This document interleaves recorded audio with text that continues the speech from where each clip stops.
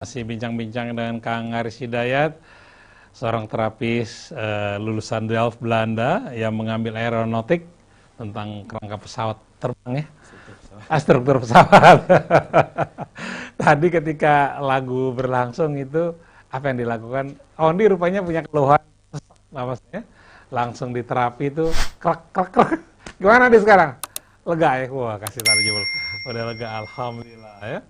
Nah, kalau asma tuh bagaimana problemnya asma? Iya, sebetulnya selama ini kalau kita berbicara tubuh, eh, jangan pernah berbicara seperti ini ya. Kesalahan kita tuh sahabat ini kalau kita berbicara tubuh menurut pakar-pakar manusia. Ya, jadi jangan pernah nanya tubuh kepada manusia, ya kan? Kalau nanya tubuh kepada yang menciptakan Allah, nanya di Allah. Quran. Ya, dari situ. Jadi kuncinya di situ. Jadi ada nggak di Quran disebutkan aku ciptakan paru-paru? Kan tidak ada kan ya? Allah ciptakan di situ tulang rangka dibungkus dengan otot dan daging. Jadi tidak ada detail mengenai paru-paru. Kalau tidak disebutkan berarti itu cukup diwakili dengan otot. Jadi fokusnya bukan ke paru-parunya. Jadi paru-paru bagian daripada otot. Dan otot nempelnya kepada rangka tulang. Nah, kembali kepada paru-paru. Selama ini kalau kita fokus kepada orang yang asma, kita fokusnya kepada paru-paru kita. Ya, padahal kita bernapas itu, narik oksigen, tugas menarik itu rongga dada. Bukan paru-paru. Paru-paru nggak bisa narik udara. Yang bisa narik rongga dada. Ngebuka, tekanan dia berkurang, udara masuk. Yang dorong, untuk dorong udara keluar, itu adalah diafragma. Kalau diafragma kedorong, dia akan keluar. Ya. Jadi input dari oksigen itu tugas rongga dada. Output mengeluarkan CO2, tugas diafragma. Ya. Paru-paru tempat pertukaran saja. Ya, di situ. Nah, kembali tadi kepada urutan Quran ya. Kita berbicara rangka. Nah, paru-paru ada di mana? Ada di rongga dada. Ya, ada di keliling rusuk. Nah, jangan lupa rusuk itu berhubungan dengan pinggul. Jadi, tulang pinggul dan rangka itu berhubungan. Jadi, otot itu saling sambung menyambung. Dari kepala sampai ujung kaki, jari itu sambung menyambung semuanya. Jadi, tidak ada yang berdiri sendiri. Contoh tadi, Kang Ondi misalnya. Dia kan masalah sesak. Kalau lihat dia kelihatan toraksnya itu masuk ke dalam. Kebanyakan torak itu harus melengkung kan? Kalau torak itu rongga rusuk belakang. Yang ada rusuk, punggungnya belakang. Normal kan melengkung dia. Kalau melengkung berarti rongga dadanya cukup kan? Cukup udara untuk masuk. Nah, dia agak masuk ke dalam. Nah, kalau agak masuk berarti rongga dadanya sedikit. Jadi dia pas lari kebutuhan tinggi, tapi wadahnya dikit. Kan sakit. Bukan karena paru-paru nggak bisa, wadahnya nggak ada. Kan kebutuhan 100%. Tapi dia hanya bisa ngambil 80. Sisanya kemana? Sakit ya. Jadi rongganya yang ditambah. Tugas saya tadi hanya menyelesaikan rongga ditambah aja. Dari mana penyebabnya? Selesaikan. Jadi obatnya adalah masalahnya rongga. Ini toraknya masuk ke dalam. Ya selesaikan itu. Terus saya lihat yang kedua, di bagian tulang yang ada rusuknya paling bawah dia melengkung keluar. Kalau dia melengkung keluar, berarti otot yang di depan ketarik ke belakang. Kan punggungnya melengkungnya itu ada di tengah-tengah. Nah, berarti otot depan ketarik. Diafragma dia baru sakit, dia selalu tekan. Nah, itu tulang yang di bawah didorong ke depan sehingga diafragma normal. Sehingga dia bisa ngambil oksigen normal karena wadahnya cukup. Wadahnya oksigen itu rongga dada. Ya. Kalau paru-paru mah dia hanya tunggal tempat pertukaran saja. Nah, yang kedua, diafragma. Nah, itu berhubungan dengan rangka dan otot. Saya hanya menyelesaikan di dua itu. Ada satu lagi mengenai paru-paru. Plus dia contoh misalnya, dia tulang punggungnya, dia masuk ke dalam. Artinya apa? Pas suatu ketika dia cenderung tulangnya akan kejepit bagian paru-paru. Kalau tulang paru-paru kejepit, kenapa yang saya tadi bilang ya, kalau paru-paru kejepit ada dua penyebabnya. Nggak bisa merasakan, fungsi berkurang, motoriknya, atau yang ketiga ada terjadi gumpalan stagnan darah. Nah, orang yang jadi darah ngalir tapi lambat. Biasanya ada pembengkakan. Nah, orang-orang yang saraf paru-paru kejepit biasanya nanti paru-paru dia lembab. Kalau lembab, otomatis nanti kalau berarti kan nggak lancar. Nah, nanti pasti ada kuman, bakteri, virus, jamur apapun juga pasti nebeng hidup. Jadi bakteri, kuman, virus, jamur apapun juga dia nebeng hidup, bukan penyebab problem. Ya kan? Jadi seperti jamur ada di misal ruangan ini. Dia bukan menyebabkan kelembaban. Dia nebeng hidup di tempat yang ada lembabnya. Jadi lembabnya mesti dihilangkan. Lembabnya dihilangkan. Nah, paru-paru kenapa ada lembab? Pasti ada saraf yang kejepit. Oh. Ya kan? Amandel. Amal kan suka bengkak. Itu pasti saraf selesaikan. Kalau selesaikan, kempes saat itu juga. Jadi bengkak bukan diambil amalnya, nggak akan bengkak lagi. Ya nggak ada. Dan satu lagi yang Allah ciptakan pada ada manfaatnya, ya kan? Jadi contoh di sinus, sinus pasti di tulang pas bagian sinus dia bermasalah, kejepit dikit. Nah dia akan bengkak di situ. Yang selesaikan sarafnya. Pembengkakan disebabkan oleh saraf kejepit. Kaki yang bengkak. Kalau awal-awal beda ya, kalau udah ginjal udah rusak sama obat, dia bengkaknya berbeda. Ini orang yang bengkak tanpa sebab, bukan karena konsumsi obat banyak dia akan bengkak. Nah, itu selesaikan pasti saraf kejepit. Jadi, saraf kejepit ada 3 penyebabnya. Kalau sensorik yang kena, dia tidak mati rasa. Ya, kebas dikit-dikit sampai mati rasa total. Atau kaki berat sampai lumpuh total. Atau terjadi pembengkakan, darah nggak ngalir sempurna. Nah, jadi ada bengkak itu dari saraf. Kalau bukan dari penyakit, dari obat ya. Jadi, dengan ada pembengkakan, itu saraf yang kena. Nah, lambung juga bisa kena. Jadi, saraf itu penting di sini. Tulang belakang. Nah, kalau berbicara saraf, kita murni berbicara tulang belakang dari otak sampai tulang ekor. Itu yang disebut saraf itu di situ. Nah, kalau seandainya kejepit dikit berarti lokal itu bermasalah. Kalau di bagian paru, paru yang masalah. Kalau bagian lambung, lambung bermasalah. Tapi kalau stroke itu beda, sentral yang kena. Kalau ibarat kita sulit ya? Nah, itu sulit. Nah, itu. Jadi kalau stroke itu kan sentral kena, rusak, kita harus menunggu sampai sel-sel tumbuh lagi. Ibarat kayak gini. Orang stroke ringan itu kita punya pot, kita pergi seminggu. Tanam mati nih. Tapi belum mati, dia masih hidup, masih layu. Nah, itu yang kita sebut stroke ringan. Kasih air lagi, hidup lagi. Tapi kita pergi 2 minggu kelamaan. Tanaman jadi kering, mati. Nah, itu yang nggak bisa. Oh. Berbeda ya di sini. Nah, di situ kita nunggu sampai gimana caranya supaya tumbuh lagi tunas yang baru. Nah, itu perlu waktu. Nah, kalau ada orang kecanduan rokok atau kecanduan narkoba, bisa nggak diobatin dengan metode ini? Nah, satu sebenarnya kita selesaikan di sini. Kalau kita berbicara masalah, memang kalau rokok berbeda ya. Soalnya orang berhenti rokok itu memang masalahnya itu memang dia nggak mau berhenti aja.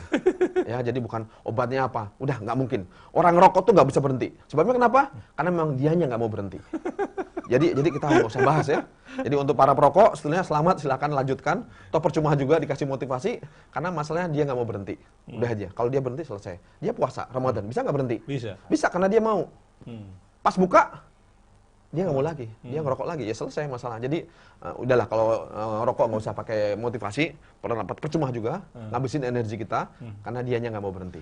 Nah, kalau bisa diselesaikan gini, peran obat bagaimana dong? Kalau Nah, kita berbicara masalah obat. Sekarang kita berbicara ini ya, ini kesalahan kita memandang masalah. Jadi kalau orang normal, ya, orang normal nggak ada yang sakitnya. Jadi tugas sakit itu alarm. Dia menunjukkan bahwa ini ada problem. Sakit. Ya, sakit itu adalah alarm.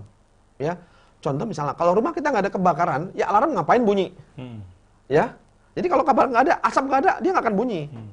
Jadi alarm itu fungsinya hanya menyertai problem.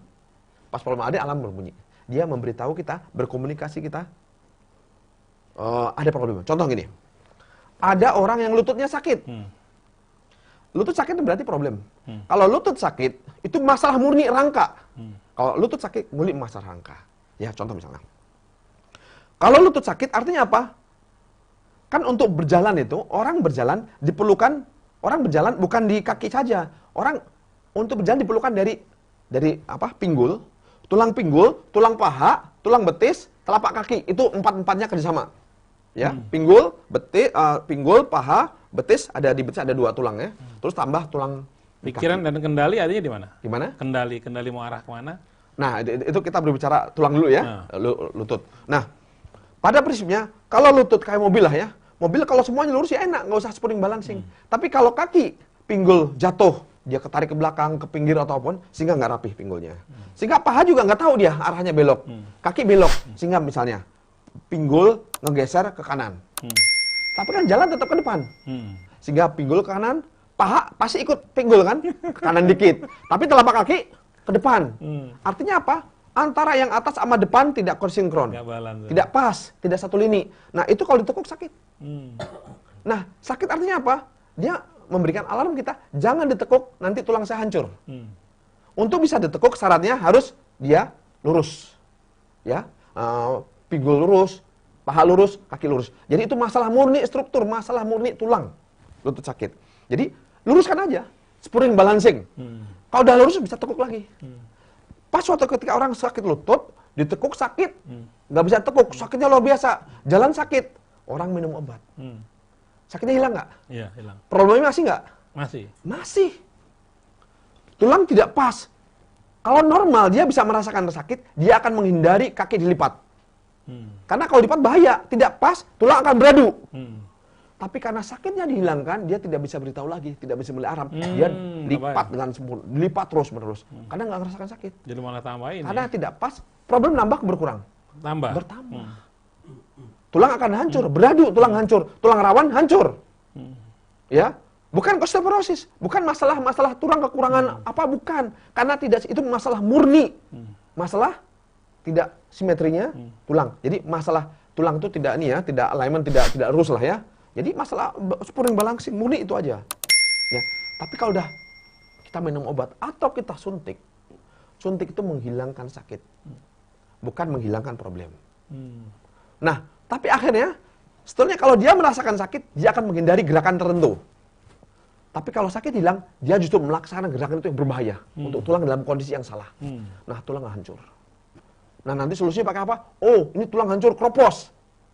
Kalau kropos tulang, ngapain di lutut? Kenapa? Kan ada 360 sendi. Kenapa hanya lutut itu saja yang bermasalah? Jadi, nah problemnya di situ. Asam urat kenapa di situ? Kan kenapa nggak ada di sendi-sendi lain? Masalah murni di rangka. Ya, penyakit lutut. Nah, di sini berbahayanya, kita sering salah. Obat kita pakai untuk menghilangkan rasa sakit, bukan problem. Saya suka menggambarkan kayak gini. Orang sehat tanpa problem, tanpa sakit. Ya. Ini yang ideal. Sehat, tanpa problem, tanpa sakit. Yang kedua, kelas menengahnya, orang sakit dengan problem, dia sakit dengan rasa sakit. Ini kelas yang menengah. Kelas yang bawah adalah, dia punya problem, tapi sakitnya dihilangkan. Jadi level orang punya penyakit, sakitnya dihilangkan, urutan paling bawah. Paling bawah, paling dasar, paling buruk. Seburuk-buruknya kondisi itu. Membahayakan juga ya. Seburuk-buruknya kondisi adalah orang punya sakit tidak bisa merasakan sakitnya. Kalau ibarat orang bodoh tapi tidak paham bahwa dia bodoh. Kan repot nih. Kalau orang bodoh, dia merasa bodoh kan belajar. Orang sakit, merasa sakit, dia mencari solusi. Tapi orang bermasalah, sakitnya nggak ada. Dia akan diam. Sampai problem nambah. Jadi ingat, berobat tuh hati-hati. Berobat itu adalah orang sehat tanpa sakit.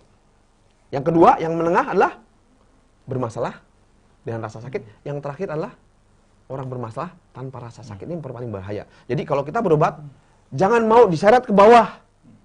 Sakitnya dibiarkan, maksudnya problemnya dibiarkan, rasa sakit dihilangkan, itu berbahaya sekali. Nah maka tuh lihat, orang memang dia kan memang enak. Dan kedua juga gampang sih. Nyuntik itu gampang kok. Sakit, matikan sarafnya, nggak kerasa sakit. Ya sembuh. Nanti sakit lagi, suntik lagi. Kalau hanya nyuntik, nggak usah sekolah tinggi-tinggi lah. Ya kan? Anak-anak juga bisa diajarin hanya nyuntik itu, tinggal obatnya apa, suntikan, matikan sakit, selesai. Tapi yang sulit itu kita mencari penyebabnya.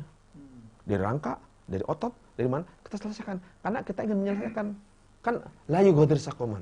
Jadi kalau menyembuhkan penyakit, sampai tuntas, hilangkan penyebabnya. Dan tidak kembali lagi. Nah itu jadi makna obat itu di situ ya. Nah kita sering salah memaknai sampai saat ini, yang dinamakan obat adalah sehingga sakit hilang. Bukan problem yang kita selesaikan. Oke, Kang Aris, saya bacakan SMS ya. Assalamualaikum Kang Aris, saya Rizky di Sukabumi. Kang, saya punya saudara 45 tahun, sudah 6 minggu tidak bisa jalan. Sudah ke rumah sakit dan ronsen. Kata dokter tidak ada apa-apa. Dibawa ke tukang urut, tidak ada hasilnya. Kenapa ya? Oke. Jadi ini kalau ini kurang jelas definisi tidak bisa jalan ya. Jadi gini, pada prinsipnya gini ya, kita bedakan antara permasalahan saraf dan permasalahan stroke otak ya. Kalau yang bermasalah di otak, itu cirinya, itu dia lumpuhnya separuh. Kanan atau kiri, itu masalah di otak. Nah, jadi dipisahkan. Kalau permasalahannya dia separuh, yang kerusakan di otak. Nah ini penyembuhannya yang tadi saya bilang, nunggu sampai tumbuh lagi. Tapi kalau yang lumpuh itu hanya kaki saja tidak bisa bergerak, nah berarti masalahnya di saraf bagian kaki yang kena, lumbar. Nah memang kita bisa mengembalikan lagi saraf kejepit. Tentu saja kita juga saraf kejepit bisa kembalikan tergantung usia juga. Kalau usia udah 70, 80, tulang udah menyatu gitu kan, kita kembalikan agak sulit. Tapi kalau masih muda-muda usia, kita bisa. Jadi perlu dipisahkan di sini. Jadi kalau seandainya seluruh tubuh separuh, nah itu stroke. Nah, maaf sampai saat ini saya untuk stroke saya belum bisa. Jadi nggak semua penyakit bisa ya, stroke saya nggak bisa. Kalau separuh. Tapi kalau hanya tangan saja tanpa kaki, nah bisa kita selesaikan. Kita cari penyebabnya, itu masalah saraf kejepit. Kaki saja itu masalah kejepit, atau kaki dua-duanya saraf kejepit. Kalau kencing manis di mana problemnya? Nah, sekarang kembali lagi ya. Tadi insya Allah udah yang tadi udah paham ya, tadi lembuh tadi insya Allah bisa selesaikan kalau saraf kejepit. Dan kedua juga kita benturan coba di usia.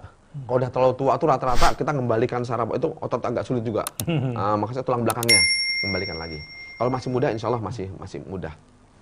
Nah, kalau kita berbicara masalah penyakit gula ya, penyakit gula. Satu ini kalau berbicara masalah gula, jadi penyakit itu penyebabnya ini satu saja, ya kan? Pasti sistem yang bermasalah. Yang kita kaji lah sistemnya, masalah di mana. Jadi satu, kalau bermasalah di gula itu, ini saya sudah mengkaji orang-orang yang berpenyakit gula, karena saya mempelajari struktur ya.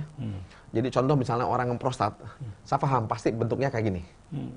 Pasti yang sakit urut turun bro, usus yang turun, pasti ketariknya saya tahu bentuknya kayak gimana. Saya udah bisa memahami. Ya kan, kalau orang yang turun bro, usus turun ya, hernia, pasti seperti itu. Orang yang prostat seperti apa? Anak yang susah makan seperti apa? Asma bentuknya pasti kayak gini. Jadi semua orang asma bentuknya punya pola sama. Bentuk rangkanya maksudnya? Rangka sama. Orang asma, semua sama. Tapi orang bentuk itu belum tentu asma. Tapi orang asma pasti bentuknya kayak gitu. Kalau belum tinggal nunggu waktu biasanya itu. Nah itu jadi kita langsung mengetahui kelemahannya. Orang rematik bentuknya pasti sama seperti itu. Ya, orang rematik yang tangan ketarik. Jadi rematik itu pada prinsipnya otot semua ketarik. Jadi seolah-olah rematik itu otot lebih pendek daripada tulang. Jadi dari ujung kaki ketarik semuanya. Sakitnya sendi semuanya. Nah, yang diselesaikan adalah komposisi tarikan ototnya. Rangka diperbaiki, nah nanti otot itu akan kendor semuanya. Jadi masalah rematik itu saya banyak nangin lah. Jadi kalau orang rematik bentuknya udah kebayang. Rematik pasti bentuknya seperti itu. Ya kan, kalau masih muda belum, pasti biasanya tuanya tinggal nunggu tambah usia aja. Nah, bentuknya seperti itu. Oke. Asma bentuknya jelas, orang rematik juga bentuknya jelas. Orang lemah kalau rematik itu jadi ototnya kekencengan. Tapi kalau anak yang kurang makan, yang nggak mau makan, nah itu ototnya kekendoran semuanya. Nah, biasanya nanti kalau kita sekarang kan ada ilmu sebenarnya sekarang penyakit kita fokus bukan penyebab, kita kasih nama. Contoh otot kekencangan itu efeknya seperti rematik, mereka ngasih nama MS, ya kan, autoimun. Orang yang nggak mau makan lemah semua badan kasih nama lagi. Jadi kalau zaman dulu ada penyakit MS autoimun sudah ada, lupus sudah ada. Hanya bedanya nama otot kekencangan, ini kekendoran. Karena dari nama kita tahu solusinya apa. Kalau sekarang namanya autoimun, kita jadi bingung sendiri. Imunitas menyerang tubuhnya sendiri, jadi ceritanya ribet, jadi menjelimut, kayak cerita science fiction kan. Jadi kita bingung solusinya kayak gimana. Kita harus ikuti skenario yang ada. Harus kita digendang mereka, kita narik. Maka itu nggak pernah selesai. Seperti gini, saya ulang lagi, seperti kanker. Asma misalnya. Kenapa selama asma di seluruh dunia nggak ada yang selesai? Semua buku mengenai asma, ujungnya nggak bisa selesai. Karena apa? Karena definisinya salah.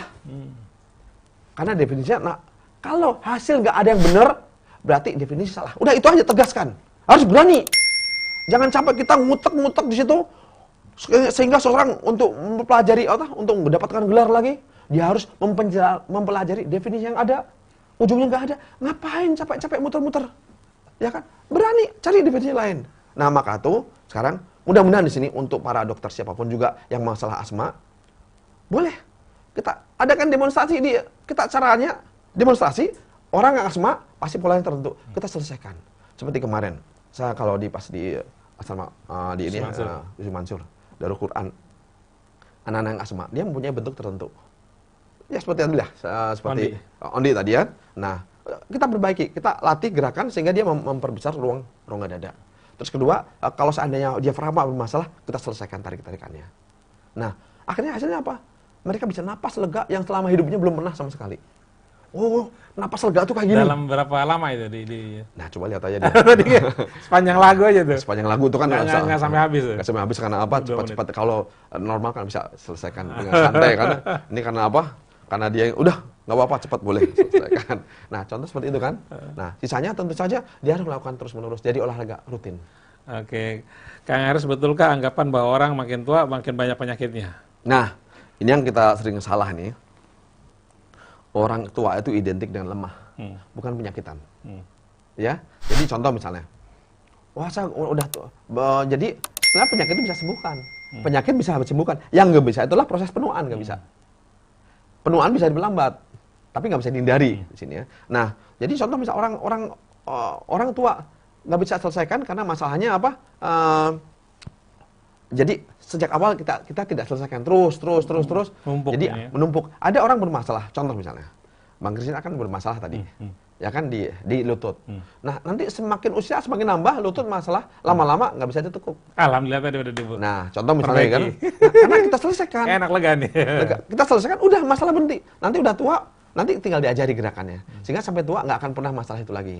Tapi kalau dibiarkan, semakin lama semakin parah. Nah, contoh misalnya demikian juga asma. Asma kan bentuk tubuhnya seperti itu. Nanti kalau istrinya juga, kalau punya anak, pas kebetulan tubuhnya kayak gitu, ya udah dia punya asma juga. Jadi bentuk tubuh yang menurun. Tapi contoh Bang Ondi tadi, karena tahu cara solusinya, ya udah dia gerakan itu aja nggak kena asma lagi kan. Anaknya kalau bentuk tubuh itu, ya ajari gerakan itu. Jadi penyakitnya nggak nurun. Tapi kalau dia nggak tahu, ya kan, dia terus disembuh apa dengan obat-obat apa terus.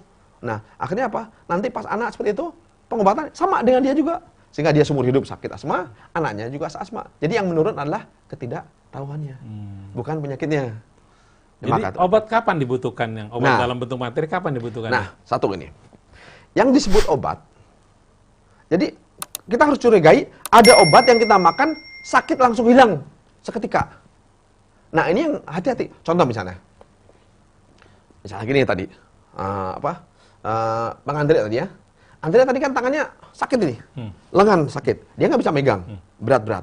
Kalau megang, kalau berat jatuh dia. Jadi genggaman nggak ada. Ya. Nggak nyengkrem gitu ya? Nggak nyengkrem. Nah, masalahnya kalau pakai obat, dia pakai obat, apakah obat bisa menambah kekuatan? Nggak ada. Karena otot dia kendor. Ya, dia ketarik sehingga ototnya ketarik. Nah, dia nggak bisa menyelesaikan. Jadi nggak pas. Kalau makan tuh kayak kita pakai sumpit kan. Sumpit itu kan harus pas. Nah, dia tadi sumpit di lengan, dia ngeser dikit. Jadi nggak pas, ya nggak bisa memegang, nggak bisa nyepit gitu kan ya. Nah intinya gitu. Kenapa nggak bisa nyepit? Karena ketarik dari bahu. Bahu ketarik dari mana? Dari kaki. Hilang sifatnya. Nanti kan hanya dari kaki saja. Kenceng lagi, udah pas, ya udah bisa nyumpit lagi. Bisa cengkram lagi. Sekarang udah bisa genggam lagi. Nah contoh misalnya ya fungsi obat. Coba kalau dia pakai obat, bisa selesai nggak? Nggak akan pernah selesai sampai akhir hayat. Ya kan? Dioperasi tangan nggak akan pernah selesai. Jadi di situ hati-hati. Kalau seandainya kita diberikan obat yang dihilangkan sakitnya, bukan problemnya. Karena problem akan naik, tapi kita tidak bisa merasakan bahwa itu problem tambah parah. Ya bahaya di situ. Jadi akhirnya di akhir hayat komplikasi. Kalau sakit gigi bisa nggak sih diatasi dengan? Nah, kita lihat lagi ya gigi kan macam-macam ya. Contoh gigi linu. Kalau kena es sakit sekali. Nah, kalau itu murni saraf. Kalau di dalam kedokteran kalau udah gigi linu nggak tahan dingin, kena es juga kuat. Nah, itu kan tidak diketahui penyebabnya. Kalau dalam ilmu yang lagi, kalau gigi linu udah pasti saraf. Tinggal dibuka aja dia langsung gigit es juga bisa. Oh, gitu. Jadi gigi linu itu saraf. Di mana yang dipijat? Nah, itu di titik belakang, saraf geser dikit. Nah, itu jadi wajah semua di wajah sampai tenggorokan tuh ada di leher sarafnya. Oh, mata otak di leher, mata di leher, hidung di leher, wajah di leher. Bahkan orang yang bel pasi, wajah nggak bisa ini. Telinga yang suka bunyi aja, kenapa itu? Nah, kita berbicara telinga bunyi nih. Kita nggak apa-apa loncat-loncat ya.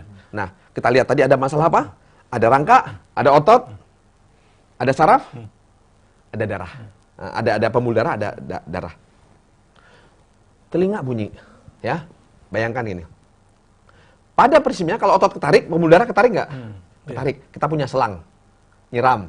Kalau dipencet, bunyi nggak? Iya, bunyi. Bunyi, kedengaran kan? Pada prinsipnya kalau otot ketarik, dia akan bunyi, seluruh tubuh bunyi. Oh, gitu. Hanya bedanya, Kalau kaki kedengaran nggak? Jauh kan dari telinga.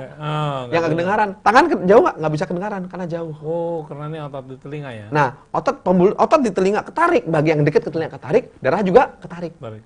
Bunyi nggak? Bunyi. Kenapa bunyi? Karena nempel gendang telinga.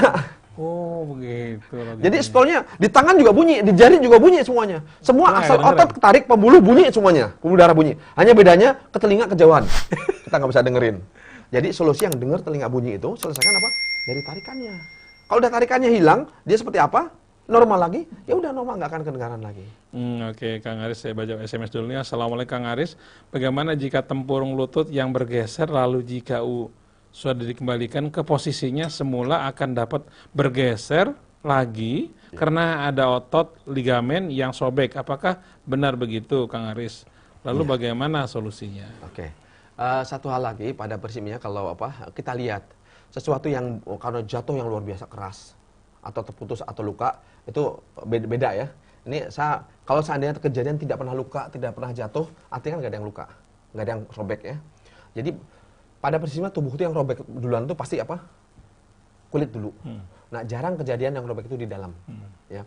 Nah, kalau permasalahan di sini, jadi kalau dia lepas lagi, dilihat komposisi apa? Pada prinsip ini, kalau tulang pada tempatnya, otot juga pas. Dia nggak kekendoran, nggak kekencangan. Nah, kalau seandainya otot, ya posisi tertentu, otot tarik, gerak itu sakit. Tapi kalau dia kekendoran tadi, seperti itu. Mudah-mudahan itu memang bukan karena kecelakaan ya. Kalau bukan kecelakaan, kalau bukan putus, nah itu tinggal komposisi rangka diperbaiki. Sehingga nanti, kalau rangka dia akan normal, otot-otot juga dalam kondisi normal. Dia bisa pada tempatnya. Jadi, kita ngeceknya di situ. Tapi kalau udah masalah cedera, robek atau itu ya itu memang di luar ini ya, di luar jangkauan ilmu saya. Saya belum bisa kalau udah masalah ada robek luka itu saya tidak bisa. Jadi kalau murni dari tadi kan nggak bisa tekuk karena bukan kecelakaan, nah itu bisa perbaiki. Asal bukan robek otot. Oke, baik. Kemudian dari Bapak Indra di Tebet, Assalamualaikum Kang Aris. Ilmunya Kang Aris beda ya, apakah tidak punya rencana membuat lembaga pendidikan kesehatan, Kang? Iya. Sebetulnya memang saya juga untuk lembaga lembaga kesehatan, saya ingin sekali di sini karena ilmu kita tuh yang kita pelajari kita mencoba. Jadi sebetulnya yang kita pelajari kita melihat objek yang sama dari sudut pandang yang berbeda itu saja. Jadi contoh misalnya gini, sebetulnya kalau kita lihat masalah, kalau kita kuncinya yang lihat dari kacamata Quran tadi ya, manusia tadi kita lihat seperti itu. Jadi masalah muter-muter di situ. Jadi penyakit apapun juga pasti nggak akan loncat daripada apa? Rangka, otot, ya, terus saraf, terus pembuluh darah, limpatik, darah sendiri. Jadi muter-muter di situ.